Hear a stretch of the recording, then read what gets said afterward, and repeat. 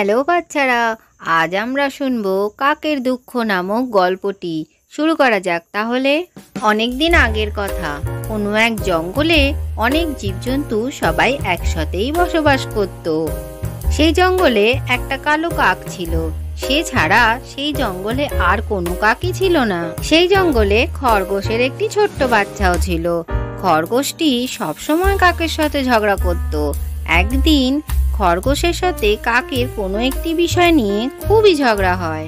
তোমার গায়ের রং খুব কালো, তোমাকে দয়া করে আমরা এই জঙ্গলে থাকতে দিয়েছি।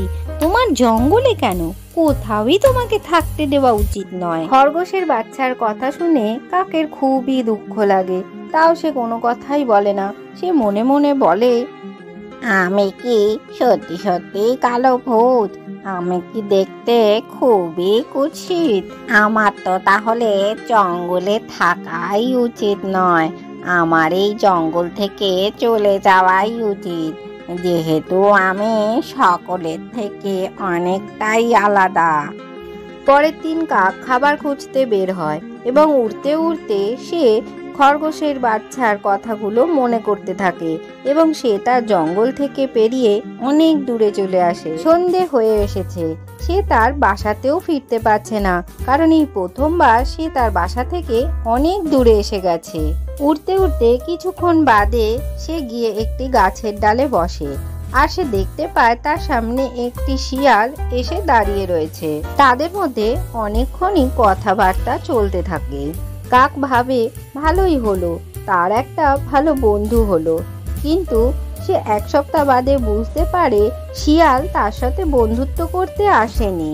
শিয়াল ভেবেছিল কাক যে সমস্ত খাবার নিয়ে আসবে সেগুলো সে খেতে পারবে। কাক যখন বুঝতে পারে শিয়াল তার বন্ধুত্বের জন্য নয়, তার স্বার্থের জন্য তার সাথে মিশছে, তখন কাকের মন আবার খারাপ হয়ে যায়। এরপরই কাক উড়তে উড়তে কোথায় যাবে কিছুই বুঝতে পারে না। তারপরে সে একটি গাছে গিয়ে বসে।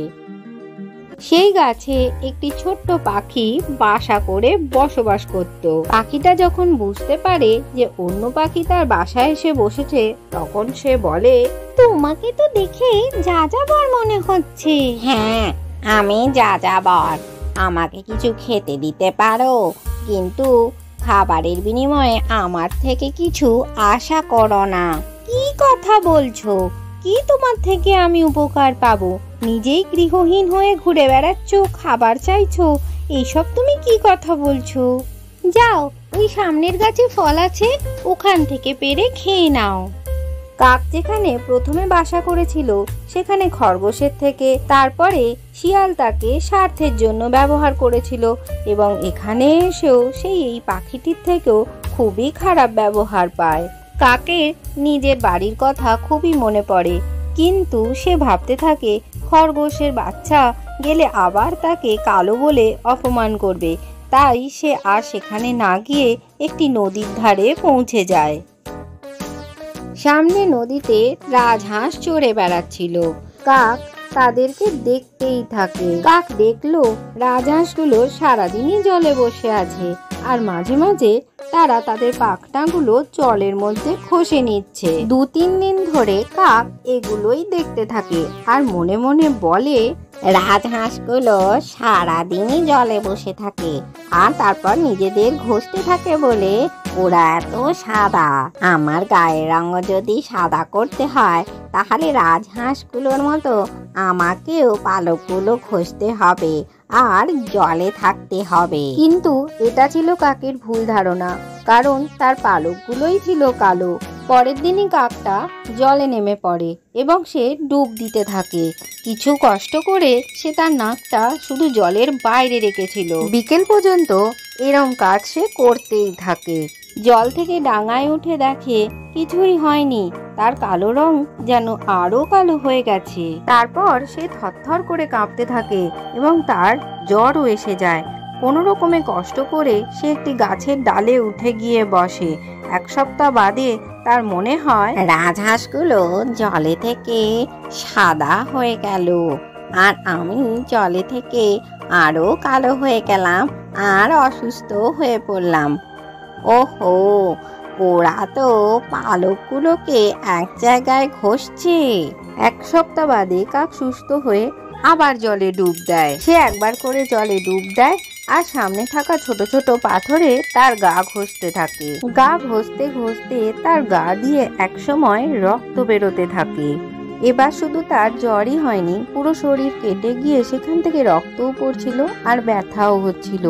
কাছে যে উড়ে গিয়ে বসবে সেটাও সে পারছিল না।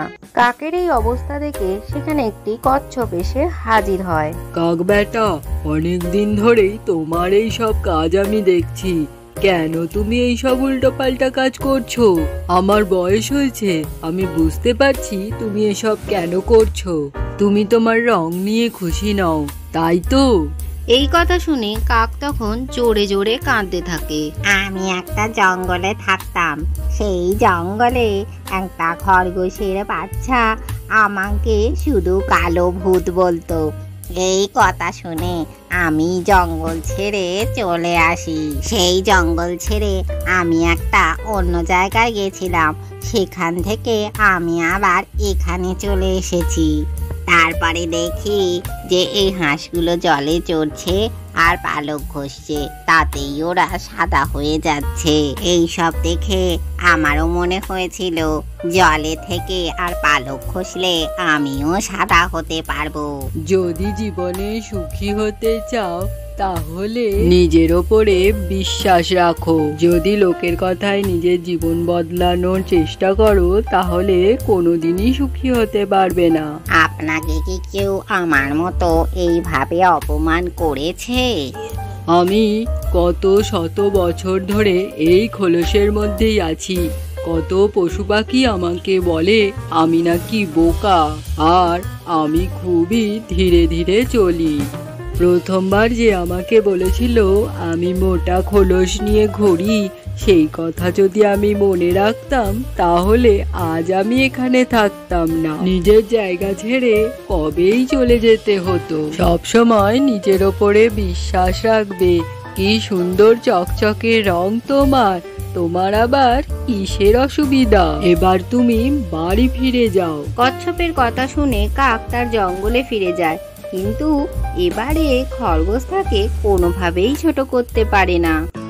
আজকের গল্পটি থেকে কি শিখলে বাচ্চারা? সবসময় নিজের ওপরে বিশ্বাস রাখতে হয়। অন্যের কথায় জীবন চালালে নিজেকে কষ্ট পেতে হয়। ভিডিওটি ভালো লাগলে চ্যানেলটিকে লাইক ও শেয়ার করে সাবস্ক্রাইব করে দিও।